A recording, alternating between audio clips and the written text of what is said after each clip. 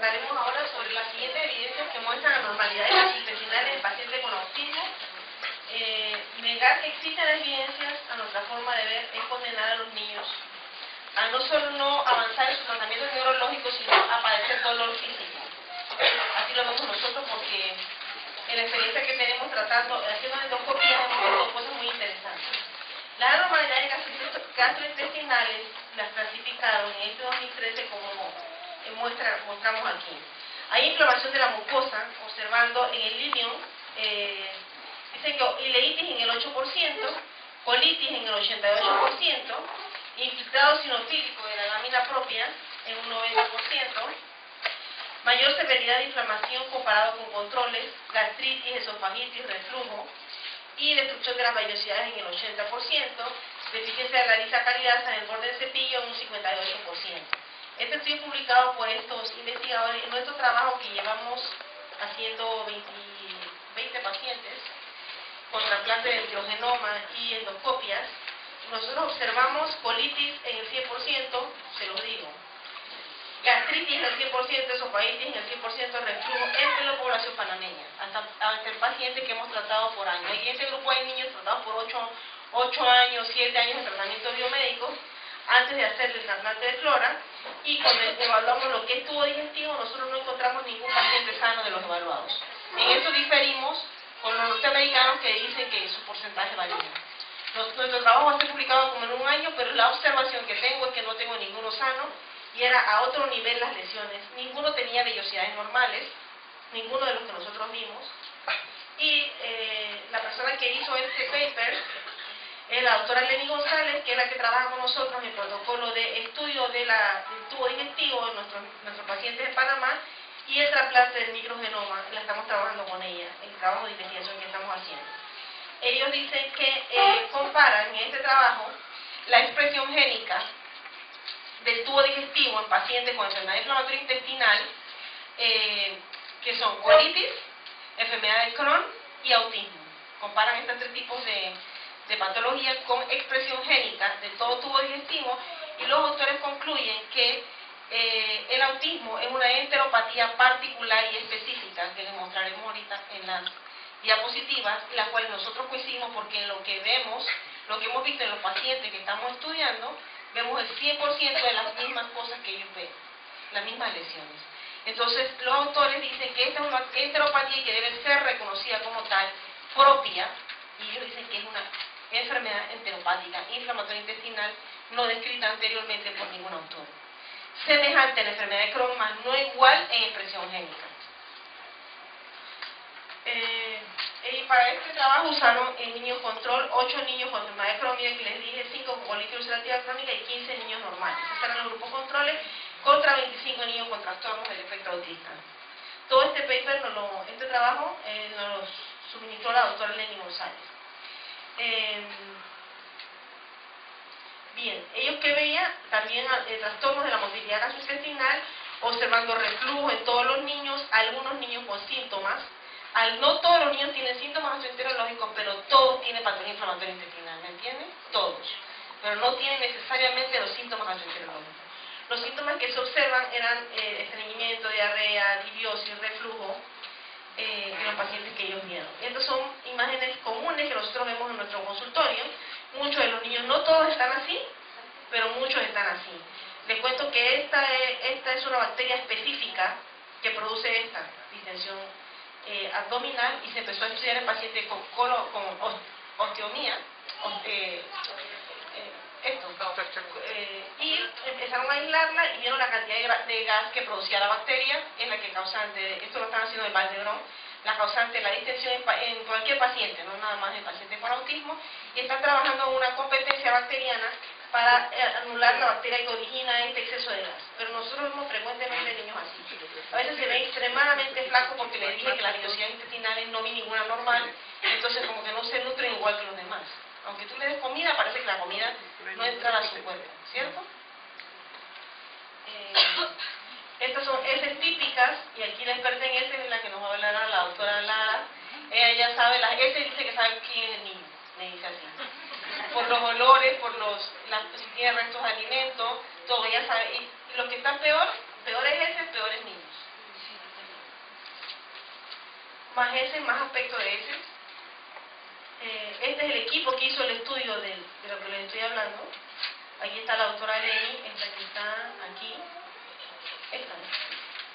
Entonces, se propone un manejo multidisciplinario a la hora de abordar un paciente como este. Pedimos una evaluación pediátrica, exámenes de laboratorio. Para nosotros, la forma de ver, después de estar haciendo el trabajo de investigación, todo el niño debe llevar una evaluación gastroenterológica con un estudio gastroenterológico previo. Y nosotros queremos hacerlo de esta manera, que a nosotros intervenir en diferentes fases de protocolo podamos comprobar la mejoría gastrointestinal del paciente, lo cual va a redundar en mejoría neurológica. Por lo tanto, si queremos trabajar con células madres, planeamos entonces hacer la endoscopia previa al trabajo con células madres, ¿no? Previo también, por supuesto, al trasplante de flora y luego tomado al año toda la comprobación de esto, porque así es como se hacen las cosas para poder cambiar las mentes. Interconsultas diferentes, porque a veces encontramos niños con prediabetes, no sé ustedes, pero yo tengo niños con prediabetes, niños con enfermedad tiroidea, niños con diabetes. Entonces, interconsultas, una evaluación nutricional bien seria.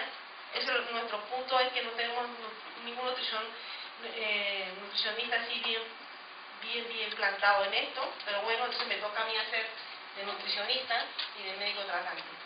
Y una evaluación psicoeducativa, porque los protocolos tienen que irse evaluando en base al cambio macro, microscópico y conductual, ¿cierto? Para poder saber si está sirviendo o no lo que estamos haciendo. También se está postulando el incremento de la permeabilidad intestinal en 56% de los pacientes, pero este trabajo donde se explicó esto no usaba técnicas avanzadas de biología molecular para detectar el intestino permeable. La hiperplasia neuronal linfoidea, que es lo típico en la enteropatía autística, parecida al Crohn más no igual, se observa en el 100% de los niños según esos investigadores, y en eso coincidimos con Panamá, el 100% de los niños desde esófago hasta colon, el 100%, todos tienen estas lesiones.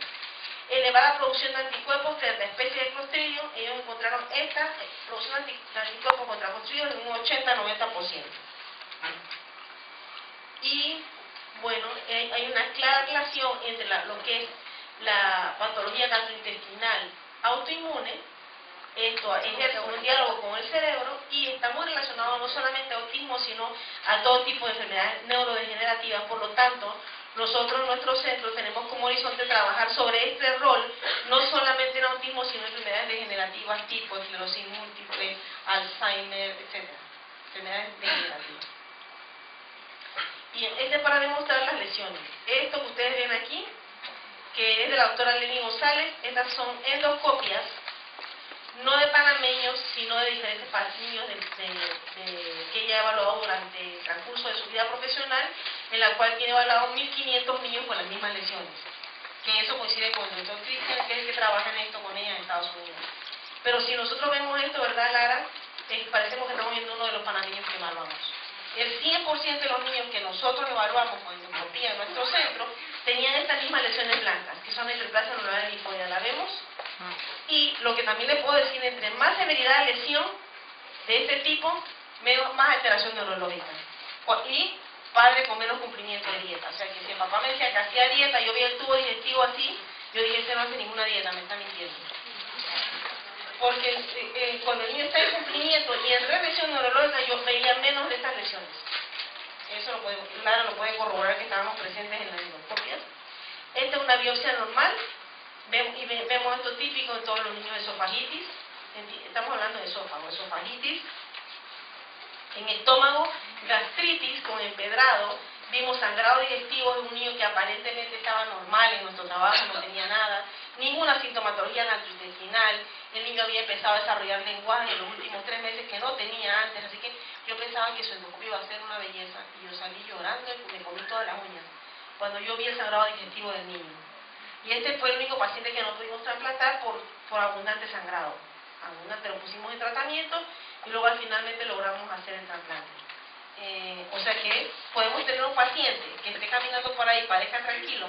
A veces se tiran en el piso con la panza así, se tratan de quitar la ropa, se tratan de meter el agua, así como pidiendo ayuda porque se sienten inflamados, se sienten mal. Podemos tener un paciente así, miren esto, las gastritis severas como empedrados. Esto también se ve. Este es un paciente de nuevo que no esté haciendo dieta, porque un paciente en dieta no tiene esto. gastritis severa con los empedrados, las bolas blancas son las hiperplasia anular linfoidea, que está del esófago hasta colon, en el 100% de los pacientes. Las biopsias gástricas, todas tienen gastritis y se observa gastritis eosinofílica que no se ve en el resto de los pacientes con estas patologías inflamatorias que no son autismo. El duodeno, la misma, hiperplasia anular linfoidea, hay también mucho espacio entre los pliegues, pérdida de vellosidades. Ustedes ven vellosidades. Hoy ya vimos una vellosidad aquí normal y Lara le pregunta, ¿eso qué es? Dice la doctora, Lenny, es una vellosidad normal. Como solamente veíamos tubos digestivos anormales, no sabíamos lo que era una vellosidad, pero aquí no se ve vellosidad, se ve como pelos. Ahí no vemos nada. Mucosa duodenal normal y la atrofia. ¿Ven? Atrofia. Ensanchamiento y atrofia de las vellosidades. En el colon, este es un colon transverso normal, veamos mucho hiperemia y vemos hiperplasia nodular linfoidea. Este es un colon que no tiene tantas lesiones. Nosotros en Panamá vimos de las bolas blancas que le vimos primero, miles de colon así con muchas bolas. La otra observación que pudimos hacer era que entre más severidad del colon, más afectación neurológica. No así parte del tubo digestivo superior.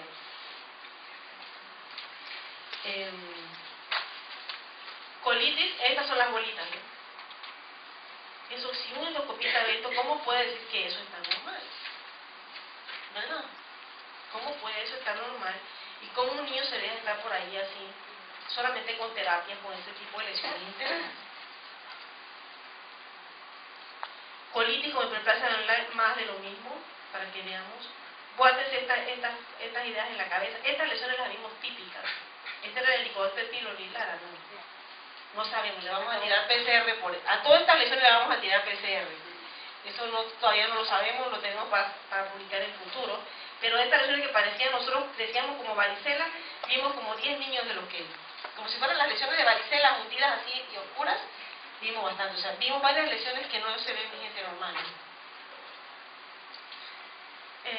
Colitis crónica con la hiperplasia anular linfoidea, así que se ve en la histopatología.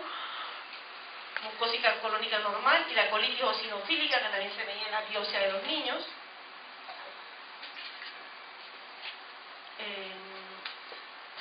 Al ilium nosotros nos fue difícil llegar porque los niños no los podemos barrer con, nuestros pacientes nosotros no los barremos con laxantes, porque en el centro de microgenoma con el que trabajamos nos dicen que el laxante barre más la flora y puede empeorar al paciente. Entonces tratábamos de hacerle los ayunos para tratar de lampiar el tubo digestivo por ayuno, así que nos fue difícil llegar en los panameños a ilium.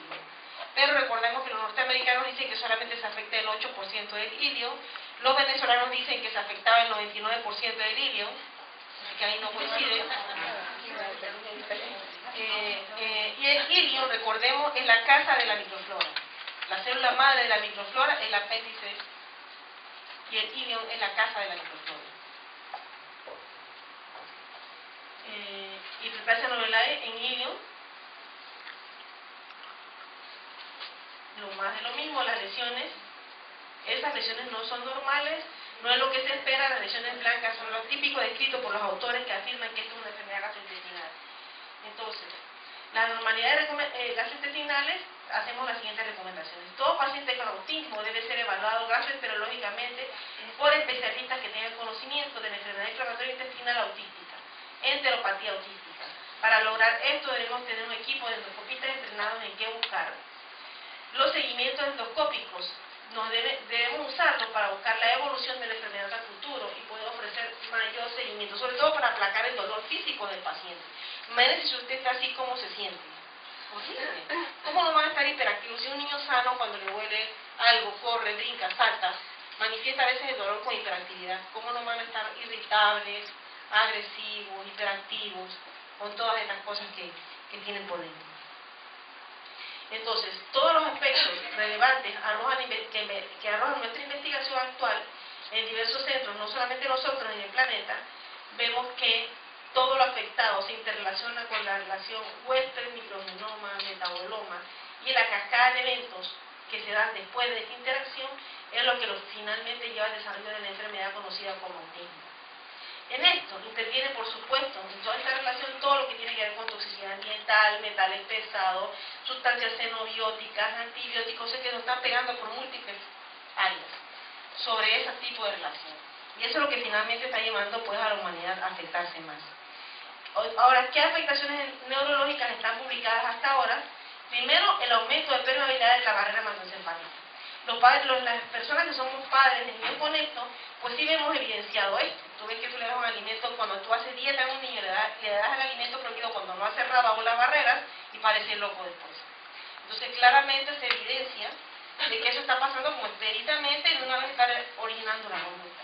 Bueno, pues esto ya está comprobado que hay permeabilidad de la barrera hematoencefálica y el aumento de permeabilidad hace sus cerebros más susceptibles a lesión por toxinas ambientales, metales, pesticidas, químicos, conservantes, etcétera, alimentos, metabolitos tóxicos de la flora, parte de la misma flora, metabolitos de medicamentos, parte de virus, bacterias, parte de bacterias o virus, hongos y parásitos. Todos pueden entrar en forma expedita. Otra aceleración que se sabe, que hay reactividad de la microglia, y esa reactividad de la microglia no solamente está en el sistema nervioso, sino en la microglia del tubo digestivo también. Hay reactividad de la microglia y esto tiene gran explicación en la migración neuronal. ¿Qué es la migración neuronal? Pues el neurodesarrollo. La microglia se pensaba antes en un tipo de célula cerebral que solamente era responsable de recoger la basura que se generaba en el microambiente cerebral. El resto es neurotransmisores, mucho calcio, etcétera, electrolitos en exceso. La microglia la atrapaba y eso era lo que se pensaba. Pero ahora se sabe que la microglia, vamos a pensar que es así un eje central, sobre ella hay receptores que va siguiendo la neurona desde el centro del cerebro hacia la corteza, o sea, hacia la periferia, y esa migración a través de la microglia va generando dendritas, y esa adquisición de dendritas y crecimiento y elongación de aquella neurona del centro el centro del cerebro hacia la corteza, es lo que se conoce como migración neuronal, parece gobernarla la microglia. ¿Sí esta hiperactiva que está pasando? La migración neuronal está alterada, por lo tanto el neurodesarrollo está alterado. La microglia también tiene parte de receptores de virus, bacterias, toxinas, porque ella recoge, ella es como un macrófago cerebral, ella come la basura. Por lo tanto tiene receptores para basura, parte de virus, bacterias y hongos. Si hay permeabilidad cerebral, todo pasa. La microglia trata de comer, se hiperreactiva, no puede acabar de comer y la neurona no madura correctamente. ¿Me entendieron? Entonces cada día todo va cerrando, todo nos va cerrando. Eso es cómo se da el proceso de maduración de la microglia. Y entonces, la migración neuronal está influida por dos puntos críticos: la permeabilidad intestinal, moléculas mal digeridas, sustancias xenobióticas, tóxicos, metales, todo lo que tú quieras que entre por aquí. La permeabilidad de la barrera pasa expedito hacia adentro, y la epigenética, microflora y estresores ambientales. Todo lo que me altere la migración, que recargue la microglia, que la microglia es la que recoge toda la porquería del microambiente, va a alterar el neurodesarrollo, que es que la neurona migre o se adquiera parte de su estructura anatómica desde el centro del cerebro hacia la corteza. Esto, lo primero que observaron milagrosamente fueron los colombianos, y esto ha sido replicado en diferentes centros de investigación, que la migración neuronal está alterada y la reactividad microbial está presente. Y en eso pues tratamos de que las células madres nos hagan algún trabajo. La migración neuronal es clara en el neurodesarrollo, y en ello influyen la microglia, receptores para la neurona, el toll-like receptor que está presente en la microglia, que reconoce partes de bacterias, el receptor NMDA, que tiene una relación con el GABA-glutamato. El exceso de glutamato es neurotóxico y reactiva la microglia, y esto se observa en los niños con autismo. Exceso de glutamato reactivando microglia. El sistema de relina, que se va a usar como un sistema de biomarcador, que es una proteína que indica cómo está la migración neuronal, se va a usar como biomarcador de la migración neuronal. La célula mastocítica, el sistema de respuesta inflamatoria, el sistema inmune y la permeabilidad de la barrera. Recordemos que la barrera hematoencefálica es puro sistema inmune, y como le dije que había normalidad inmunológica, pues no hay barrera. ¿Ya? En la relina, paper sobre la relina, que se va a utilizar como marcador, lo mismo. Sabemos que la inmunidad materna se relaciona con trastornos del espectro claro, porque la inmunidad materna indica permeabilidad intestinal de la madre. ¿Ya? Permeabilidad intestinal de la madre, y si la microflora de la madre se adquiere en el último trimestre, el neurodesarrollo, el pediatra publica, el neurodesarrollo del feto En los primeros 2 trimestres del embarazo está gobernado por la microflora materna y en el último trimestre por la adquisición de la microflora fetal de la madre al hijo, y después del nacimiento, que se tiene que seguir dando la migración neuronal, es por la adquisición de la microflora del ambiente. Y si todo esto está bloqueado, la microflora se reactiva, el neurodesarrollo no se completa o se da aberrantemente. Se puede dar en diferentes grados de aberración. Nosotros solamente pensamos en la parte severa del espectro, que es el autismo, pero en las escuelas cada día hay más niños con trastornos conductuales, con violencia, con hiperactividad, con falta de concentración. Todo esto es lo mismo, pero en sus formas más leves, ¿sí? Entonces, en base a esto, buscamos brindar el máximo potencial en cada niño con autismo o trastornos en desarrollo, y en base a todo lo anterior que le dije, bueno, entonces planteamos un tratamiento que hacemos en nuestro centro, ayudado por el doctor Estrada, que nos ha beneficiado mucho el conocerlo, la doctora Lara, todo el equipo. Empezamos con dieta, usamos inmunoglobulina G de acuerdo a los anticuerpos cerebrales que medimos, todo para inmunomodular. Usamos células madres hematopoyéticas autólogas y el trasplante de microflora intestinal buscando inmunomodular al paciente, y luego en etapa de regeneración más células madres de los 2 tipos, y planteamos para cerrar nuestro círculo la estimulación magnética transcraniana, que hemos visto bastante evidencia en lograr la comunicación de los hemisferios. La primera fase de nuestro protocolo, pues es todo lo enseñado y donde está el mayor arte de todo esto, porque si tú no tienes esto claro, las otras no podrás avanzar en nuestro protocolo, porque no podemos obtener los resultados iguales si el paciente no se apega a estas cosas. Dieta, digestión, disbiosis, sus deposiciones correctamente y un proceso de autodetoxificación. Nosotros no creemos en quelación de niño, porque nosotros tratamos de que el cuerpo se autorregenere y el trabajo lo haga el mismo cuerpo, ¿sí? En adultos yo no sé, porque yo no trabajo con adultos, trabajo con estos niños, y yo no he quelado ningún niño con autismo y hemos recuperado bastantes. Corregir infecciones oportunistas es otro punto clave en nuestra primera fase. Buscamos todo esto por biología molecular y tratamos de corregirlo, y luego entonces entramos a nuestra segunda fase. Evaluamos anticuerpos anticerebrales para el uso de IVIG. Con IVIG vemos bastantes avances, pero para hacer IVIG intravenoso pues hay que tener todo un equipo correctamente establecido, un médico especialista en reanimación, un acceso a tanques de oxígeno, todo, tiene que tener todo. No va a pasar nada, porque supuestamente no pasa nada, pero dentro de las complicaciones del IVIG, el choque anafiláctico, y tiene que estar prevenido pues, para hacerlo. Todo esto nosotros se lo explicamos a los padres, aunque usamos inmunoglobulinas de alta pureza, que es la inmunoglobulina Grifol, que ha reportado 0,00025 de, ¿cómo se llama?, de reacción anafiláctica. Pero de todas maneras, nosotros nos cubrimos con todos los aspectos, ¿no? La ponemos frecuentemente y no nos pasa, estamos bien hasta ahora. Luego, en la tercera fase, se trata de entrar en lo que son células madres, y luego la cuarta fase, la intervención del microgenoma intestinal, y luego la regeneración y la estimulación magnética transcraniana. Las células madres tenemos que mirarlas, no podemos negarle su uso de célula en autismo, y aunque me dijeron aquí en la televisión que no podía hablar de célula madre en Argentina, en nuestro país es una ley, es por ley, está aprobado el uso de células madres, y nuestro protocolo ha sido aprobado por el Comité de Bioética Nacional para uso de células madres en autismo. Es el primer protocolo aprobado en el territorio nacional para uso de células madres. Entonces, nosotros estamos todos dentro del marco legal y hacemos todo con bioseguridad, ¿ya? Todo con bioseguridad. Aquí tenemos nuestro doctor Estrada extrayendo las células madres de la cresta ilíaca de nuestros pacientes. Luego lo procesan en el laboratorio y posteriormente se infunden al paciente en el centro, y vemos cosas muy interesantes.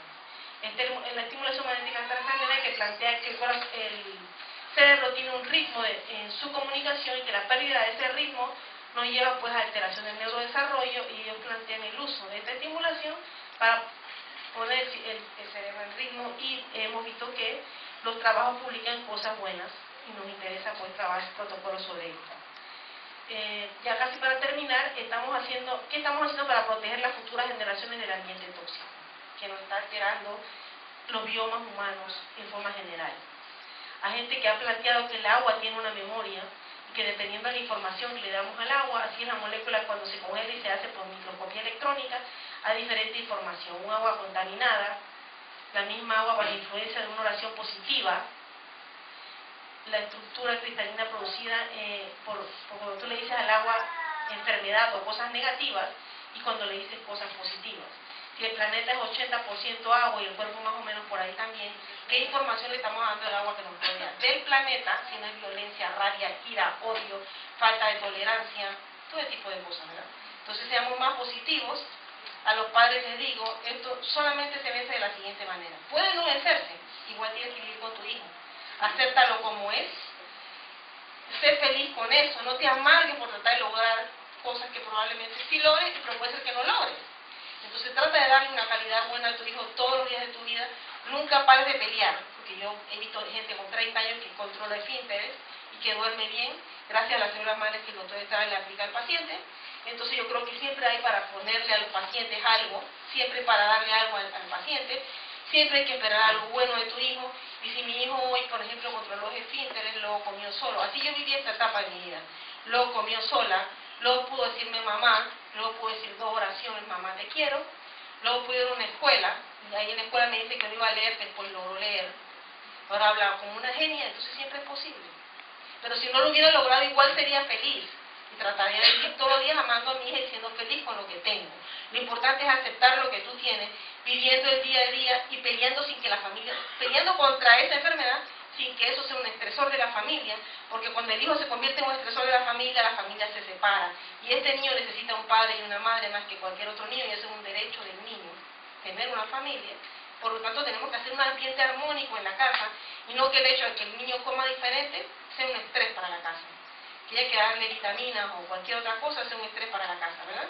Comamos todo igual, si quieren comer así, si todos estamos terriblemente graves. No hay ningún padre, para mi forma de ver, que tenga su idioma normal si tiene un niño con autismo. No puede comer igual que los seres humanos que andan por la calle. Y entonces si nos regalaron este hijo para darnos conciencia de lo que es el entorno ambiental, este es el mensaje que ellos traen, que estamos haciendo con el ambiente. Entonces, ¿cómo voy a seguir viviendo igual en una casa que la mitad de vida con toxicidad y la mitad con bien? Tengamos conciencia, el bioma está fregado, todo el entorno está tóxico, tratamos de hacer las casas lo mejor que se pueda, las mejores casas naturales, vámonos a una vida natural, volvamos a los caminos antiguos como le dije originalmente y tratemos de avanzar todos los días, peleemos con raciocinio, no perdiendo la conciencia, no volviéndonos locas o locos y aceptando al hijo que Dios nos dio, ¿verdad? ¿Sí?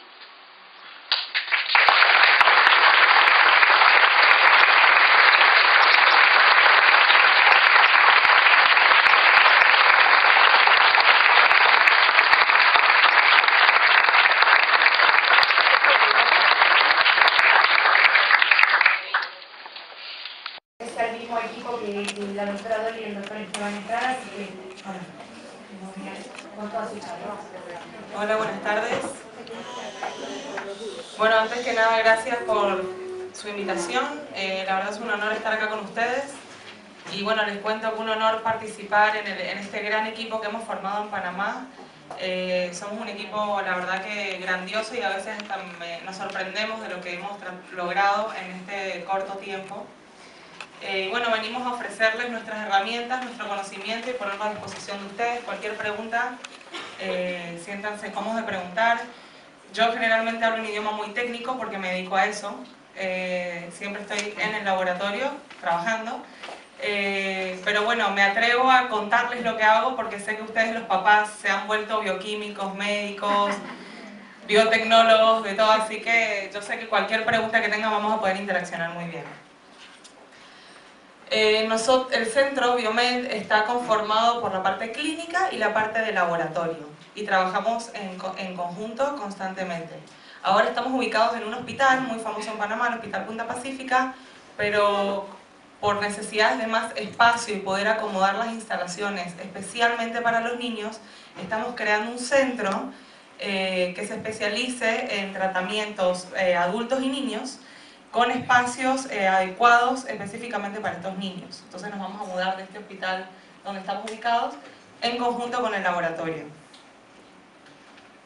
El laboratorio va a estar ubicado en la Ciudad del Saber, que el doctor Estrada les estuvo mencionando, que es un área, una zona franca de investigación, desarrollo e implementación donde existen, en estos edificios que pueden ver aquí, cada edificio se dedica a investigar un área diferente. Hay ciertas instituciones que se dedican a hacer estudios ambientales, hay aerolíneas donde hacen simulacros, etc. Hay un sinfín de entidades que se dedican a hacer investigación e innovación, y para entrar en la ciudad del saber y poder calificar, nos ha llevado 1 año y medio de trabajo solamente para poder calificar y entrar en la ciudad del saber.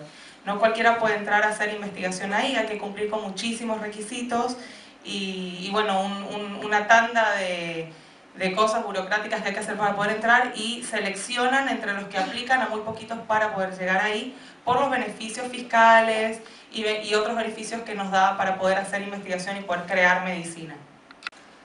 ¿Cómo utilizamos la biología molecular como herramienta en el diagnóstico? Análisis de biomarcadores de inflamación. ¿Por qué estudiamos la microflora intestinal? No creo que les quede duda después de la charla de la doctora Dolly. Tipos de estudios de microgenoma, existen varios, no es solo uno, es un estudio bastante complejo. La revolución en el diagnóstico de enfermedades infecciosas y patógenos detectados por PCR. La interacción de microgenoma huésped, la epigenética, que es un estudio bastante amplio que también estamos realizando. Entonces, dentro de los estudios que se realizan en los niños, existen varios paneles. Están los estudios regulares, que los hace cualquier laboratorio, las pruebas generales, hemograma, química, etcétera, etcétera, de ustedes los conocen mejor que yo. Los perfiles hormonales, perfiles lipídicos, hepáticos, renales, hematología y otras. Los estudios especiales, que es lo más lindo de todo esto, son primeramente los análisis de flora intestinal, porque de ahí se parte y de ahí encontramos todo. Sin eso no hay nada. Podemos analizar muchísimos metabolitos, podemos analizar muchísimos procesos, pero si no partimos de la base, yo no le puedo dar a Dolly ninguna información. La permeabilidad intestinal hay que medirla siempre antes, durante y después de tratamiento. Ahora les vamos a explicar por qué. Los paneles de alergias alimenticias, importantísimos. Análisis nutricionales, estudios inmunológicos y biomarcadores de inflamación. Entonces, para hacer un recorderis de cómo se hacía antes los estudios de patógenos o microorganismos,